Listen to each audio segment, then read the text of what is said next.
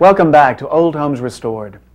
This farmhouse we're visiting today was used as a summer cottage when it was built in 1907.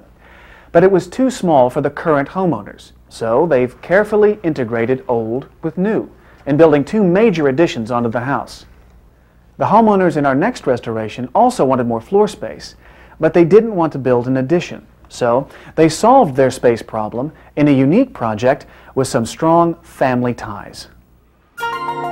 You might think that three brothers buying a house together in a rundown section of Portland, Oregon would face a lot of problems trying to fix it up as a home for their parents. But the Lenhart brothers worked together as home builders, and what they actually brought to this family affair were a lot of solutions. The first challenge was creating more living space. They didn't want to change the simple box footprint of the house, so for additional space, they looked upward. But they knew the existing attic wasn't ready for conversion into rooms. There was an attic, it was closed in on the sides. The usable space, it was very narrow. People ask us they want to build rooms in their attics, and the way to do that is to change the pitch of the roof. But sharply increasing the pitch of the roof to gain more space meant very long roof beams, so long that the Lenharts decided to use special micro-laminate beams made of sandwiched sheets of wood for extra strength. And because scientists say Portland is overdue for a serious earthquake, they went the extra mile to make sure their new roof stays attached to the house.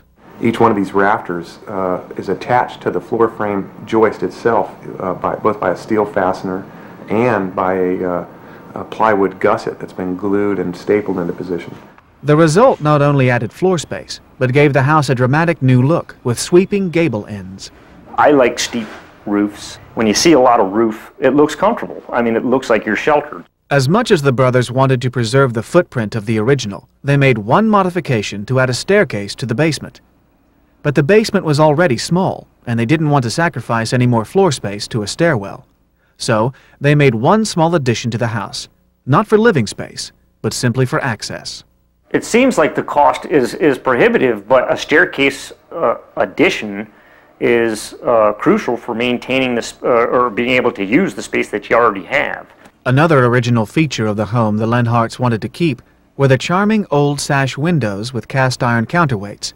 But that proved to be a problem for city inspectors, who wanted them to use more energy-efficient, modern insulated windows.